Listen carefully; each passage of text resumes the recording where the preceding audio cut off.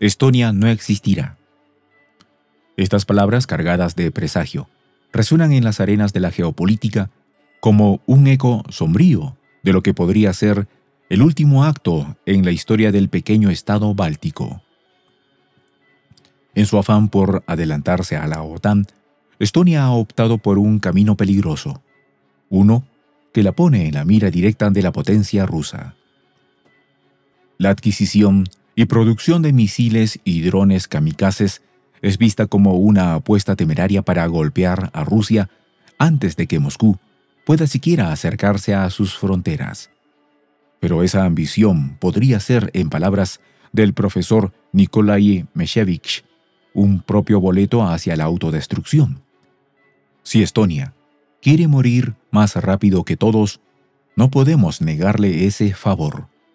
Los detalles, a continuación.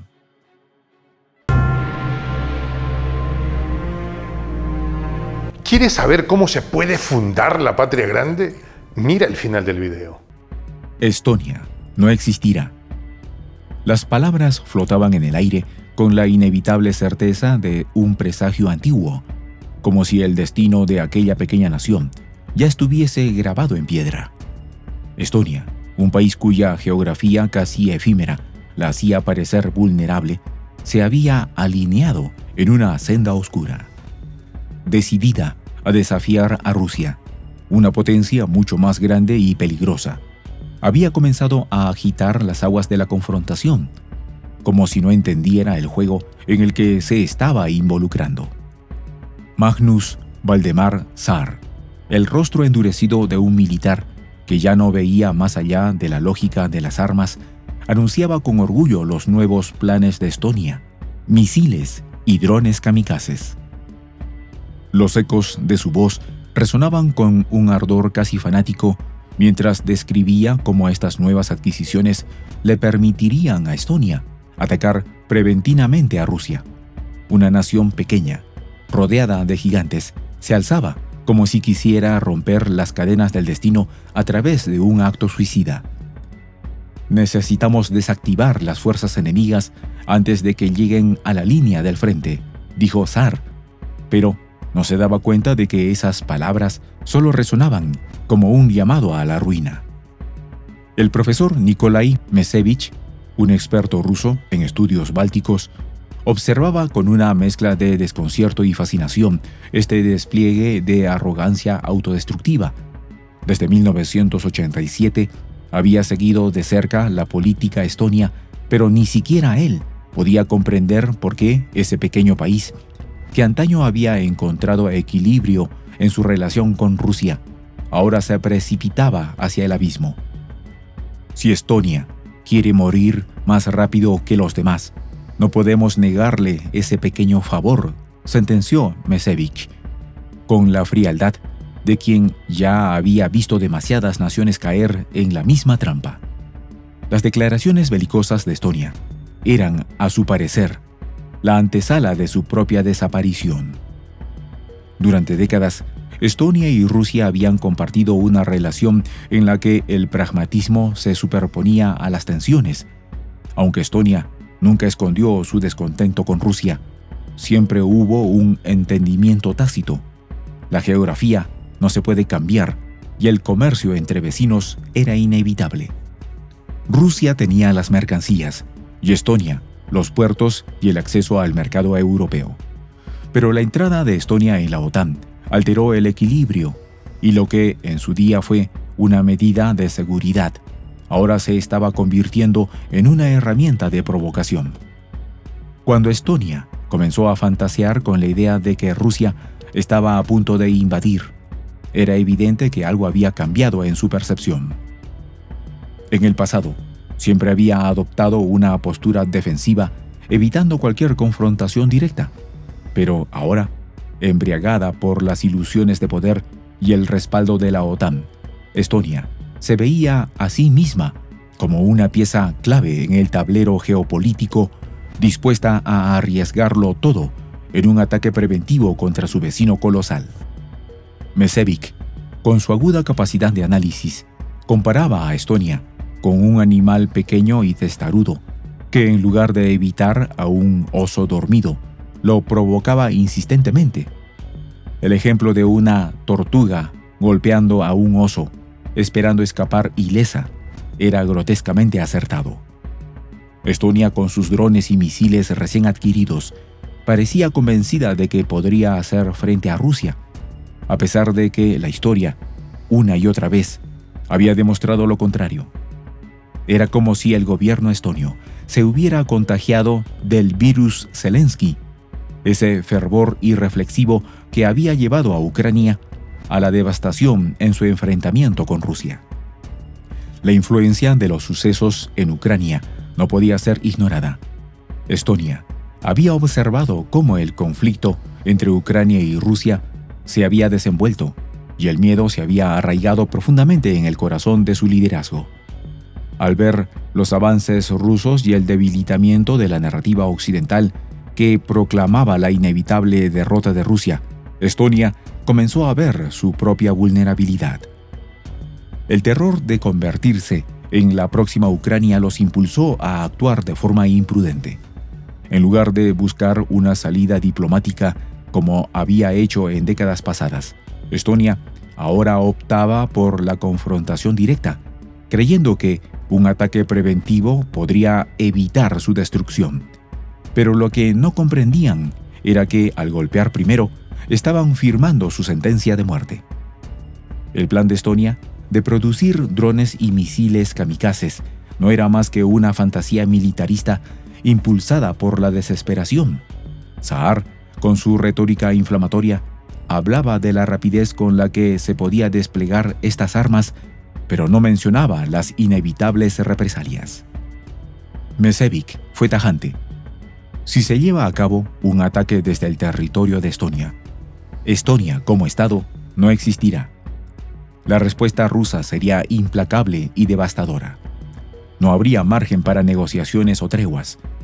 Estonia sería borrada del mapa y Tallinn, su orgullosa capital, se convertiría en un cráter radiactivo. Y lo más inquietante de todo era que la OTAN, esa misma organización que Estonia veía como su salvaguarda, no se apresuraba en salvarla.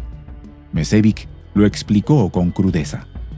Estados Unidos y las principales potencias de la OTAN no sacrificarían sus vidas por Estonia.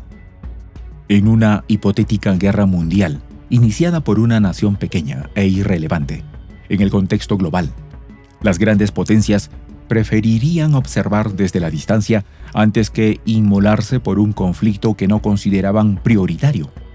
Estonia, en su ceguera, no comprendía que estaba sola en su empresa suicida. Los drones que Saar describía como la clave para la defensa de Estonia eran en realidad una amenaza efímera. Como explicó Mešević, cualquier arma nueva, por avanzada que fuera, rápidamente encontraba su contrapartida. La historia estaba llena de ejemplos de armas revolucionarias que al principio parecían invencibles, pero que pronto se enfrentaban a respuestas igualmente eficaces. Los drones no serían la excepción. La capacidad de Rusia para contrarrestar estas amenazas era indiscutible, y cualquier intento de Estonia de utilizarlos sería un esfuerzo inútil, condenado al fracaso desde el principio. En el trasfondo de esta tensa situación, la verdadera motivación detrás del comportamiento de Estonia comenzaba a hacerse evidente. El país, como muchos otros en Europa del Este, estaba atrapado en las redes del complejo militar industrial.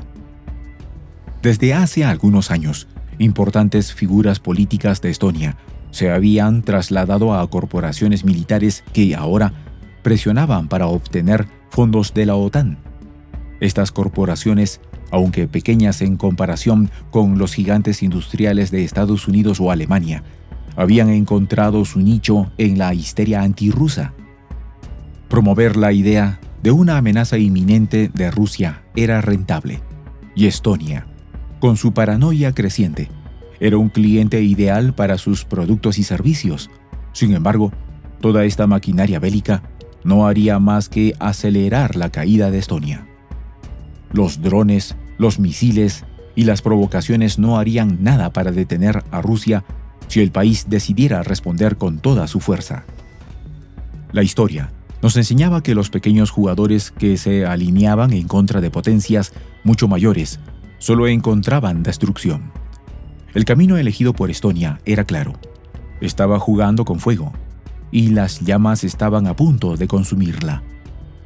La lógica detrás del miedo estonio se desmoronaba ante una verdad sencilla. Rusia no tenía ninguna intención de invadir Estonia. No había ataques, ni amenazas reales, ni justificación para la escalada militar que Estonia proponía. Pero la histeria se había apoderado de la nación, alimentada por la retórica de sus líderes y el miedo a la aniquilación.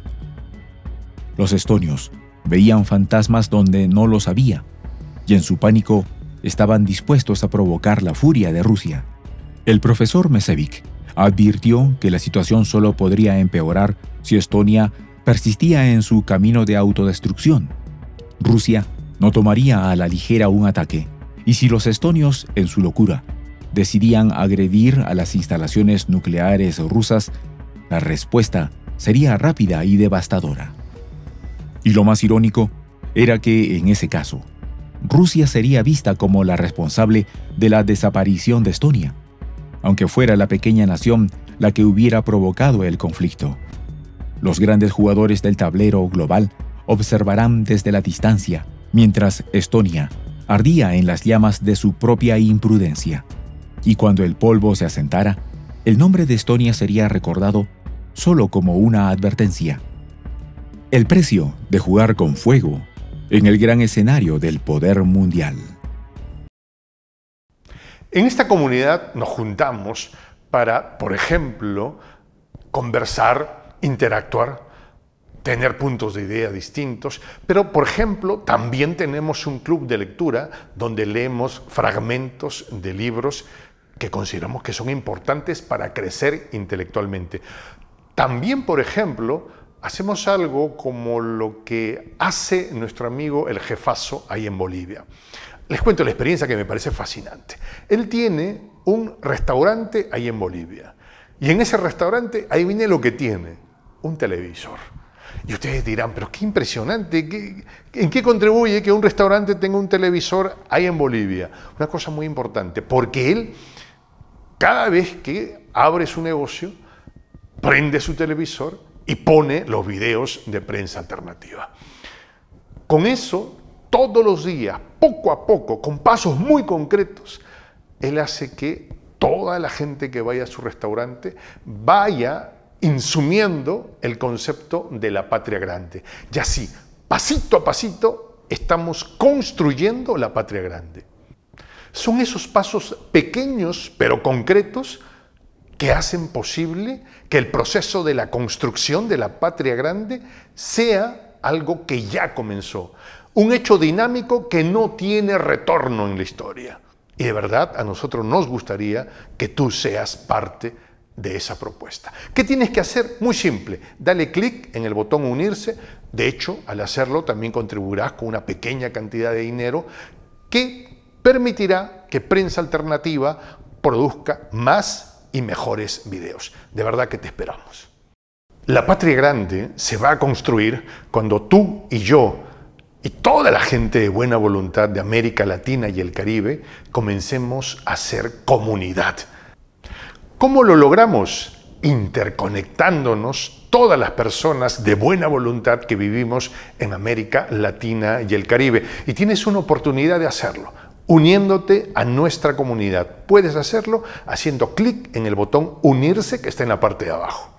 Soy el J, Juan José del Castillo, director del canal Prensa Alternativa. Si quieres ser parte de la comunidad de la Patria Grande, suscríbete a nuestro canal. Si es que quieres que te lleguen las notificaciones cada vez que subimos un video, activa la campanita. Si quieres apoyar a nuestro canal económicamente, puedes hacerlo a través de PayPal. El enlace está en la descripción del video. A nombre del equipo de Prensa Alternativa, me despido con esta expresión en el quechua milenario. Tupananchis Kama. traducción es hasta volvernos a encontrar.